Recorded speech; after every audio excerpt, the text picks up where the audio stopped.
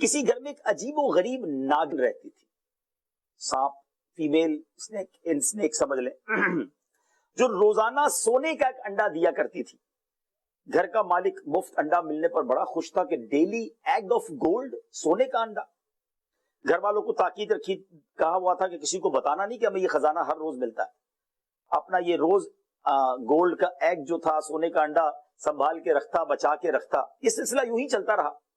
ایک دن ناگن اپنے بل سے نکلی اور اس نے اس گھر میں ایک بکری تھی، اس کو ڈس لیا. اس کا زہر اتنا جان لیوا تھا کہ دیکھتے دیکھتے بکری کا انتقال ہو گیا. بکری فوراً مر گئی. یہ دیکھ کر گھر والوں کو بڑا غصہ آیا، جوش آیا کہ اب ناگن کو مار دیں گے. مگر اس شخص نے انہیں یہ کہہ کر ٹھنڈا کر دیا کہ ذرا ٹھنڈا غور کرو، یہ روز سونے کا انڈا دیتی ہے، کتنی بکریاں ہم خرید لیں گے، بکری گئی ہے نا، کوئی بات نہیں، پریشان ہونے کی ضرورت نہیں ہے. روز سونے کا انڈا ملتا رہا. تھوڑے دنوں بعد اس ناگن نے اپنے بل سے باہر نکل کر گدھے کو ڈس لیا. اس گھر میں ایک گدھا بھی تھا. اب وہ شخص بڑا گھبرایا کہ یہ تو ایک ایک کر کے سب کو ڈس رہی ہے.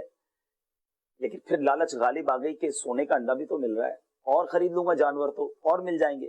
بہرحال کچھ دن مزید گزرے. گھر والوں نے کہا بھی کہ یہ اس نے دوسرا جانور مار ڈالا، اب اس کو مار دو. کہ نہیں، یہ جانوروں کو مارتی ہے، انسانوں کو تو نقصان نہیں پہنچاتی نا. تھوڑے دن ہوئے تو انڈے ملتے رہے. کئی ماہ گزر گئے، بہت پیسے جمع ہو گئے، گولڈ کے انڈے تھے. اب اس کے بعد کیا کیا کہ اس ناگن نے اس گھر میں غلام تھا، اس کو ڈس لیا. اب سارے گھر پر خوف کی کیفیت، سب پھر گھبرا گئے کہ اس کو مار دیں ورنہ یہ ناگن جو ہے یہ ہمارے اب تو انسانوں کو بھی ڈسنے لگ گئی ہے. لیکن اب کیا ہوا، دولت کی ہرس نے اس بندے کی آنکھوں پر پھر پٹی باندھ دی. پھر سوچنے لگا کہ ناگن سے ہمیں نقصان ہو رہا ہے تو کوئی بات نہیں، پیسے بھی تو مل رہے ہیں، ہمیں پریشان نہیں ہونا چاہیے. کچھ ہی دنوں کے بعد اس ناگن نے اس بندے کے بیٹے کو ڈس لیا. بیٹا تھوڑی دیر بعد دنیا سے چلا گیا. وہ شخص غضبناک ہوا، کہنے لگا اب میں نے اس ناگن کو نہیں چھوڑنا ہے. لیکن وہ ناگن بل کے اندر غائب ہو گئی، نہ انڈا ملا نہ ناگن باہر آتی. بہت ٹائم گزر گیا. اب دونوں میاں بیوی سوچنے لگے کہ لگتا ہے ناگن ہم سے ناراض ہو گئی ہے. اس بل کے پاس آیا، اس جگہ کو صاف کیا، خوشبو لگائی، دھونی دی. تھوڑے دنوں بعد اس ناگن نے پھر سونے کا انڈا دینا شروع کر دیا. میاں بیوی خوش ہو گئے کہ ہماری اس ناگن سے صلح ہو گئی ہے، حالانکہ اسی ناگن نے ان کے بیٹے کو ہلاک کیا تھا. تھوڑے دنوں کے بعد اس شخص کے یہاں اس کی بیوی کو بھی اس ناگن نے ڈس لیا. بیوی بھی دنیا سے چلی گئی. مگر اب جب بیوی چلی گئی تو اب اس نے یہ بات اپنے دوستوں کو بتا دی کہ اس طرح میرے گھر میں ایک ایک کر کے اس ناگن نے سب کو ڈس لیا، سب چلے گئے. دوستوں نے کہا عجیب آدمی ہو تم، ایسی ناگن کو پالے بیٹھے، اس روپے پیسے کا کیا کرو گے جس نے تمہارا سارا خاندان برباد کر دیا. لیکن اب اس ناگن وہ پھر بل میں غائب ہو گئی. تھوڑے دنوں کے بعد اس ناگن نے اپنے بل کے باہر جو ناگن کا گھر ہوتا ہے وہاں اب موتی چھوڑا، یعنی انڈا سونے کی بجائے ڈائمنڈ. یہ شخص لالچ تھی نا، کہتا ہے اس کی طبیعت بدل گئی ہے، اب اس نے سونے کی جگہ موتی دینا شروع کر دیا ہے.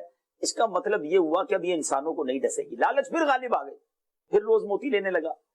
ایک دن آیا تو اس ناگن نے سوتے میں اس کو بھی ڈس لیا. جب اس کے دوست گھر آئے تو پورا پیالہ سونے اور موتیوں سے بھرا ہوا تھا اور یہ شخص تڑپ رہا تھا اور اپنے دوستوں سے کہا کہ آج میرے نزدیک اس مال کی کوئی قدر و قیمت نہیں ہے، کیونکہ اب یہ دوسروں کا ہو جائے گا اور میں دنیا سے خالی ہاتھ چلا جاؤں گا. یہ کہہ کر ناظرین اس شخص کا انتقال ہو گیا. یہ حکایت بزرگوں نے اپنی کتاب میں تو لکھی، مگر آج شاید اس سے قریب قریب کی زندگی ہم میں سے بہت سارے لوگ گزار رہے ہیں. حرام کما رہے ہیں، سود کھا رہے ہیں، رشوت لے رہے ہیں، جھوٹ بول کر مال کما رہے ہیں، ملاوٹ کر کے مال کما رہے ہیں، حالانکہ پتہ ہے غلط ہے، بہت سو کو معلوم ہے یہ حرام ہے، اگر چونکہ پیسہ آ رہا ہے نا. حالانکہ اس کی وجہ سے بیماریاں بھی آ رہی ہوں گی، پریشانیاں بھی آ رہی ہوں گی. ظاہر ہے جس مال سے رب ناراض ہے وہ مال تو نحوست لاتا ہے، برکت نہیں لاتا. حرام زیادہ بھی ہو وہ سکون نہیں لاتا. لیکن انسان کی لالچ آنکھوں پر ایسی پٹی بندی ہوتی ہے کہ یار اتنے پیسے کیسے چھوڑ دوں، اتنا مال بن رہا ہے، حرام کما رہا ہوں لیکن مل کتنا زیادہ رہا ہے. یہ چوری کرنے والے، ڈاکہ ڈالنے والے، یہ سب غور کریں، یہ بالکل اسی طرح کی زندگی گزار رہے ہیں کہ سونے کا انڈا روز مل رہا ہے، مگر یہ ناگن ایک ایک کر کے ہماری نعمتوں کو ڈس رہی ہے. اور جب ہم دنیا سے جائیں گے نا سب ادھر ہی رہ جائے گا. اور اس کے بعد قبر میں کیا ہوگا، ہم کیسے اللہ کو منہ دکھائیں گے جو حرام کمانے والے. غور کریں، ایسی لالچ نہ کرو کہ جو بربادی کا باعث بن جائے.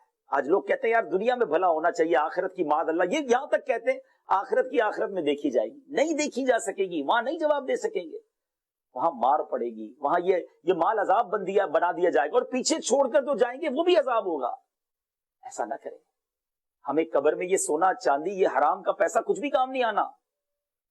بڑی گہری بات بزرگوں نے لکھی کتابوں میں کہ جب انسان کا انتقال ہوتا ہے نا تو مرنے کے بعد رشتہ دار، وارثین، لواحقین پوچھتے ہیں کہ میت نے پیچھے کیا چھوڑا ہے، مگر فرشتے پوچھتے ہیں میت نے آگے کیا بھیجا ہے.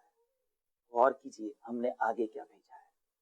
اللہ کی راہ میں خرچ کر کے حلال مال، جی ہاں حلال مال ہونا چاہیے، اللہ کی راہ میں خرچ کر کے آگے بھیج دیں، یہ آپ ہی کے اکاؤنٹ میں جائے گا.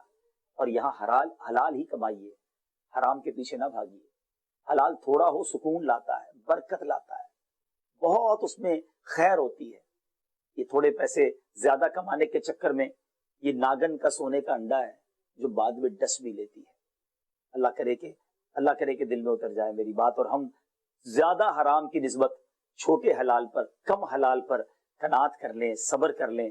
اللہ کی رحمت بہت بڑی ہے، وہ کریم دنیا میں بھی سکون عطا فرما دے گا اور آخرت میں بھی انشاءاللہ عافیت، چین، سکون ہمارا مقدر رہے گی. صلو علی الحبیب صلی اللہ تعالی علی محمد. مجھے اپنی اور ساری دنیا کے لوگوں کی اصلاح کی کوشش کرنی ہے انشاءاللہ.